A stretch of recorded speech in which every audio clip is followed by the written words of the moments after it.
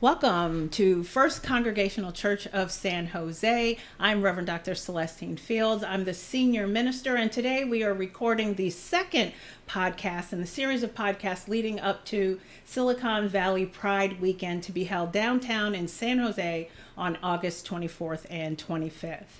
At FCCSJ, we are an LGBTQIA plus open and affirming congregation. No matter who you are and where you are on life's journey, you are welcome here. For this series, we are talking with people who have decided to become a part of this community because we accept people in their full humanity.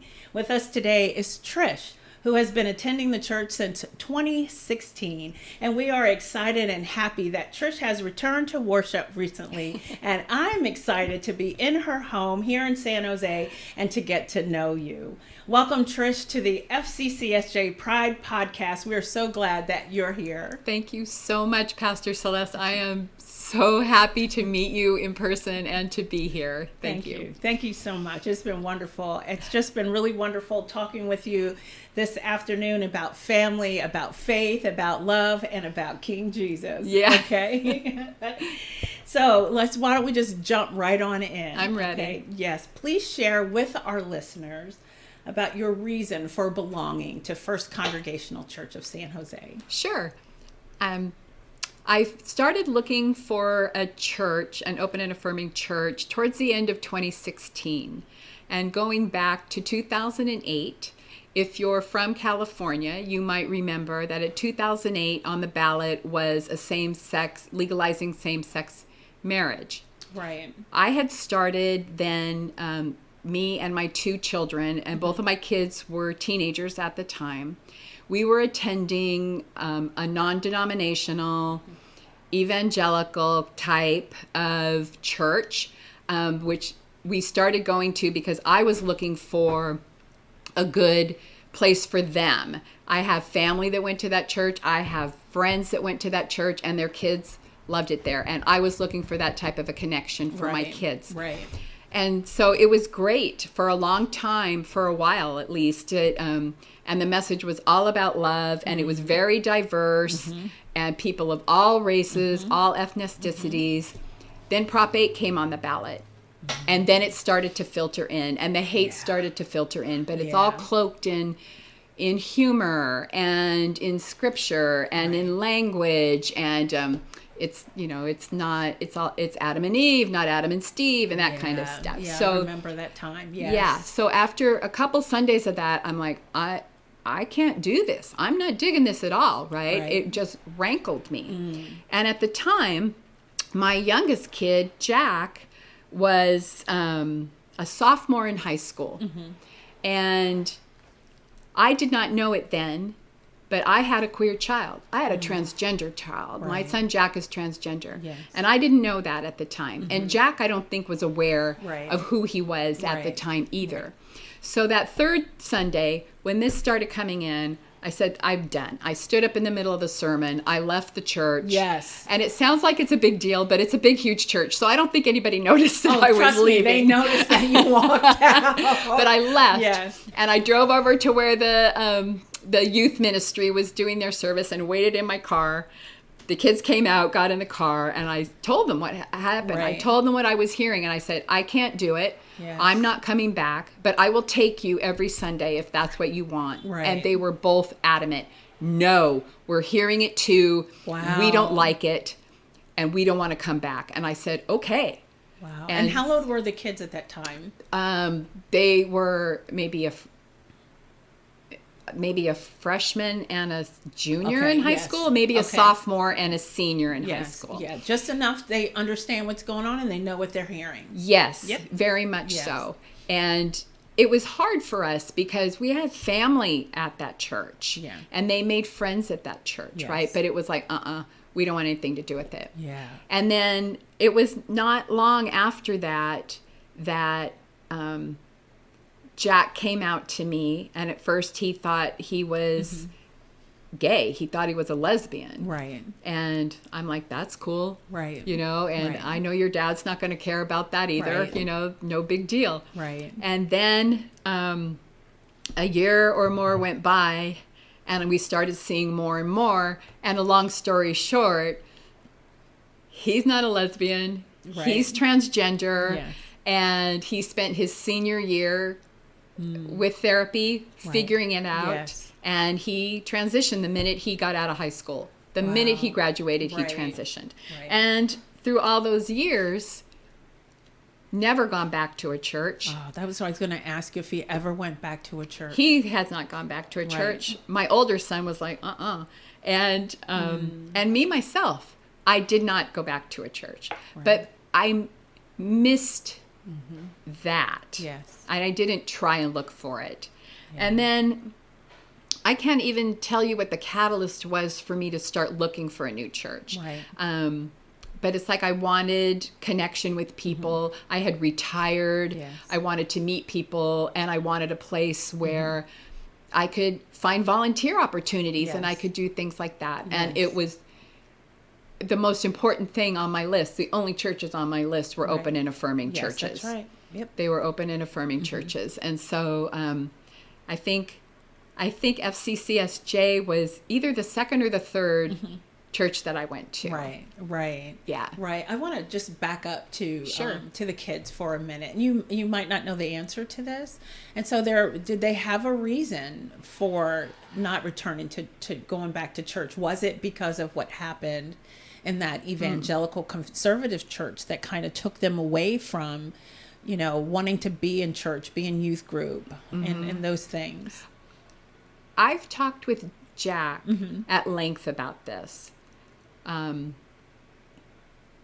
They had, both my kids suffered a big blow 6 years ago when their dad died. Their father died, yes. Their dad died. And it was devastating. It was out of the blue. And Jack was visiting him when he died. So he was there. So it was hard. And they both went and dealt with it in separate ways. And Jack, he just had like a total mental breakdown. Yeah. But he came to me one night and he was just, all over the place. Anxiety, depression, everything. And I said to him, and I didn't want to push. Right. I didn't want to push. Yeah. And I said, maybe it's time for you to start talking to God again. Right. And he said, yeah, I think so. Oh. And so he started his own journey then. Yes. He has since found his church. Good. He belongs to an Episcopal church? An Episcopal church. Yeah, yes, St. Francis. He's a part of St. Francis in Oakland. And that's his place. Good. And he found safety and comfort there. But he told me that his reasons for not going back, not only was it a bad experience, it traumatized him. Right. That's right. It caused him so much trauma to the point, his job, part of his job is he goes into communities, groups, businesses, organizations, and he does like an LGBTQ 101 kind of a thing and teaches people and shares the experiences. And he could not even step foot in a church without an anxiety attack. Wow. It was so traumatic to him. And so he found his healing in the Episcopal church. Yes. And he tried several different churches as well. Yeah. So that's his story. Yeah. My older son, when I talk to him, he says, I'm not even sure I believe in that anymore, Mom. Oh, wow. And I just say, that's okay. It's okay. I believe enough for both of us. Right. And he's an outdoors person, that's right. And I'm like, you connect to nature. You connect to that. You connect to the universe, and he does know there's something bigger. Yes. And I'm like, that's okay. Yes. And so my prayers are always just help him turn back to you. That's all I ask, So, But he's never really talked to me about what that experience did to him. Yeah. And it's religious trauma is what Jack experienced, and it's sad. That's not what we're supposed to do in the church. No. No. come to me all who labor and are heavy laden, and I will give you rest. The church is a place of sanctuary for people from the cruel world to rest and to worship God and to have a break from what's going on in the world, to worship God and be lifted up and leave inspired to be the hands and the feet of Christ in the week, and know that you can do what your purpose is, what God's called you to do in life, and not be beaten down because of who you are. Right. That's not supposed to happen in the church. No. And that's supposed to be, more than anything, anywhere. Yes. That's supposed to be the safest place to be. Yep. And he's talked to me a lot about, he works with a lot of queer people. That his community is queer, it's trans.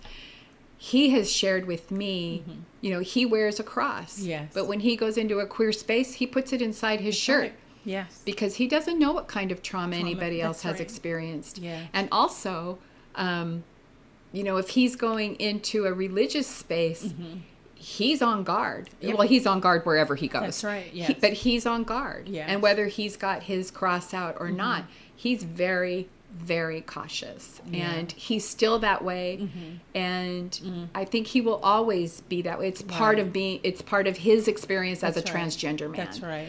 And that breaks my heart, right? As a mom, I want to fix it. I want to make it okay, and I can't. You can't, no. I can't do anything about it. But he's got his space, and that makes me happy. And we actually have many, many conversations about God and Jesus and what they're doing and what he's not doing, and those kind of a thing. And I feel so it's brought us even closer together than we already were, because we can share this love of God together. Together. So, and he can do it as his full human self. Yes, exactly.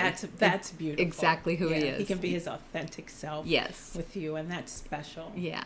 And speaking of special, let's talk about First Congregational. So you were looking for an open and affirming church. Yes. And so let's talk about your first entry, if you can remember when you first started going there, and what is it that pulled you into there? I do remember my first time there, and what pulled me in, I think, number one, the pastor that was there at the time, I just really liked her, and she was very, had a lot of energy, and spoke about love, and I'm like, this is good. Okay. I'm digging this. Yes. But the people, so many people smiled at me. So many people said hello to me. Yes. One person, Margaret, I'll never forget this. She reached out to me and she said, "Is this your first time?" And I said, "Yes." And she sat down and she talked to me for a little bit about the church, and she showed me the labyrinth and talked to me about the labyrinth. Right. And I was like, there was just a warmth in the church. Yes. And I thought, okay, this feels good. Yes. And I kept coming back. And as I got back, I'm like, okay, I want to do more. Yes. And then I looked into, okay, what is there for me to do here? Where can I be a part type of a thing? Right. And then I became a part of a couple groups, the community service ministry team. I joined them. Right. And I joined the Dream Group, which is no longer together, unfortunately. But I found homes in both those spots. Yes. Yes. And I was impressed with the community service team at the time. And it was all women. And boy, these women were so gung-ho on their projects and what they're doing in the community and in the world. Yep. And all of this, and I was like, okay, I want to be part of this. I want to be part of this. I don't want to be in charge, but I want to be part of this. I want to be a part of this. And at one of those meetings, somebody asked me, because I've always been very open that I have a transgender son, and that's with Jack's permission. I will say that. Yes. And somebody asked me, can I ask you, Trish, do you think we do enough to reach out to the LGBTQ community? And I said, no. Wow. And they said, okay, how come? And someone said, well, we've got the rainbow fish on our flag and it's on our website. And, and I said, what I've learned is none of that matters. That's right. It doesn't matter because so many churches have that, but the underlying message is not open and it's not affirming. That's right. And it's harmful for a queer person to go into these spaces, right? And so they brought this up to me, Right. you know, and they're like, well, what else can we do? And I'm like, you know, I don't know. And, you know, and, Right. I'm thinking, I don't want to be in charge. I don't Yes, want to be in that's charge. right. But then I really thought about it, and I thought, if I don't do it, who's going to do it? That's right. And I talked with my son, who works within the community and has Right. for many years. I'm like, where are there opportunities Right. that my church can go in? Yes. You know, and he was a little hesitant at first. He's like, you know, churches going into queer spaces That's can be right. tricky. Yes. But, and after many months of networking and reaching out, we ended up making a connection with New Haven Inn, which Yes. is an LGBTQ exclusive shelter. Yes. And we made this connection there. I'm so proud of that. Wow.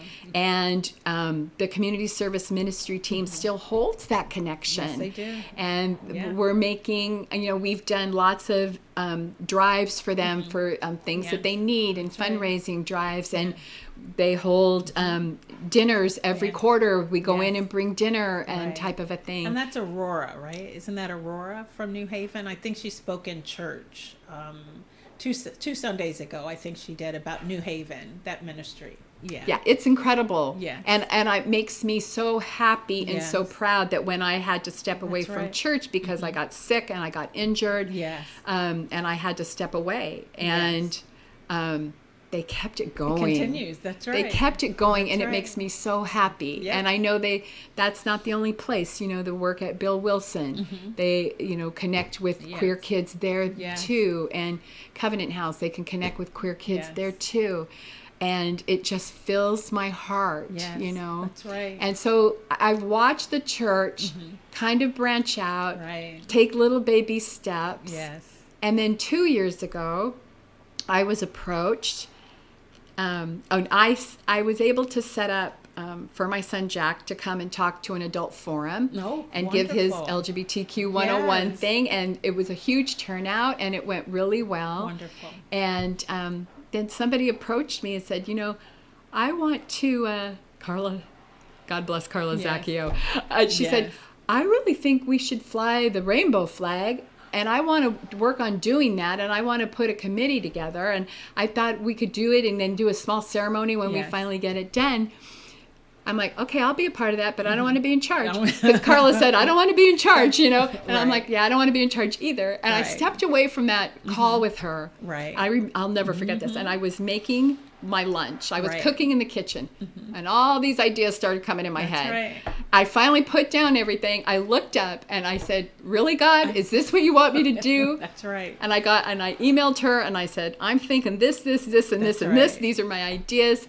I'll be in charge. And Yes. so from there, it bloomed, and we Yes. had our first Pride on the Corner 2 years ago. Wow. And it was such a big success, and it was Yes. so amazing. And Yes. reaching out to the community, and they came back and Yeah. they came in, and so Yes. many connections were Yes. made. It just, my heart has never been so full as that day. It was Yeah. incredible. And so I've watched in just these last several years this church make these baby steps Yes. into being more and more open and Yes. drawing in and reaching out, and it Yes. makes me so proud. Yes. I'm so proud. Yeah, wonderful. That's wonderful. And thank you for your service in Well- in doing that work there. Sure. You know, thank you for saying yes. Yeah. Yeah, thank you for saying yes. And so, so you know where they are right now. That's the number one mission that they have right now, is to really be outward focused in LGBT issues, and they are doing that. What do you think is next for them with that? I really don't know. I have no idea. But I see, you know, I'm really limited in where I'm at right now. I'm still dealing with my illness and Right. my back injury. Right. It limits me in what I can do. So I don't know, but I see it growing. Yes. I see it growing, Yes. and I've had people reach out in one way or the other and just say, Right. "Hey, we did this. Just Right. wanted you to know." Yeah. You know, and it makes me so happy. I'm like, Right. "That's awesome. Keep going. You know, Yeah. keep going." And I see it opening. Right. It was funny when we had Pride on the Corner, and I would post what we were doing on my Facebook page and on my Instagram. And I'm friends with a woman, a transgender woman. Mm-hmm. We worked together at San Jose Police Department for years, and she is transgender, and she transitioned while being a police officer from male to female and stayed in that job. Right. Wow. I think she's one of the bravest people I have ever known. She's so amazing. Brave.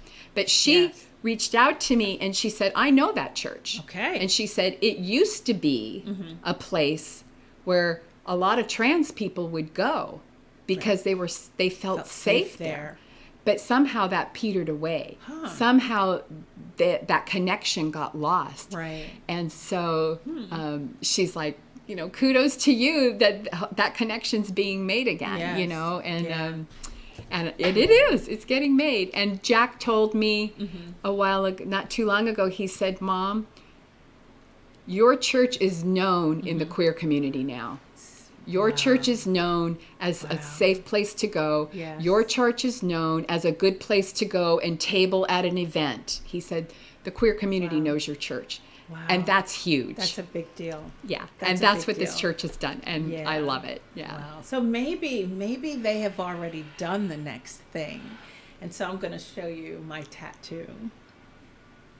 Oh, that's awesome. So they've called a queer pastor, female pastor. Yes. Who's a black woman. Yes. Okay? So maybe that's the next thing, and they've done it already. Yes. I don't know the history, of all your former pastors, but yeah. And so they are an amazing community. They really are welcoming. And that's one of the things, they asked me, why us? Right. And I had anything special to say, nothing, except I feel like I belong here. And the welcome has been amazing. And of course, now that I've been there a couple of weeks, I'm starting to see why I belong there. And they're telling me why I belong there, why there's a fit and who we are, our personality. The personality of the church is matching my personality, and I feel safe there. Yes. As a black queer woman, I feel safe there. Yes. And that I belong there as well. And so I don't want to cry. So this is like an outward thing with them. People know that it's safe there for queer people. In addition, when you're in there, you feel it's real. Yes. And it's palpable. Yes. That they are who we say they are. They are who they say they are. Yes. And that welcome that they have, that's in the fellowship hall, welcome, it's true. Yes. It's real. It's authentic. Yes. And I feel, God, what did I do to deserve this beautiful, wonderful community to serve in where I feel safe? Yes. And that's everything. It's everything. And I have said that before, that after my experience and my kids in that other church. Yes. That not only do I feel safe in that church, I know my transgender son is safe there. And I know my other son that doesn't know what the heck he believes. Right. He's safe there. And he's welcome there. That's right. Too. And nobody's going to be breathing down his neck going, Jesus, Jesus, Jesus. Right. And he's going to be like, I'm out of here. Nobody's going to do that. Nope. And it's just warmth and love. And welcome, and it's unconditional, and it's a beautiful, beautiful space. And to hear you say how safe you felt there, it's everything. Yeah, it's everything. It really is everything, capital everything. Yes. And the thing is, in their in the opening, in the welcome, I was surprised to hear this. I've never heard a church have this in their welcome, in print, anything that. Maybe you have a lot of faith or little faith or no faith at all. Yeah. You're welcome here. Yeah. Oh, what kind of welcome is that? That is amazing. Yeah. That is amazing. So we're really fortunate to have them and just filled with gratitude, and just thank you so much for sharing today. And do you have anything else you want to share, or maybe you have a question for me before we end the podcast? I don't think so, but I just want to say thank you for doing this so we can hear everyone's story, right? Because I just think that's the more stories we hear, the Yes. more we learn, the Yes. more we learn, the more open our hearts Yes. become, and the more love we have to That's share right. and to bring in. And I will say, I am looking forward to the next time I can go sit in that Yes. church. Yes. Well, I am looking forward to it. We're looking forward to having you there. Thank Thank you you. so much, Trish, for having me in your home. Thank you so much for doing the recording today. Thank you, Pastor Celeste. Amen.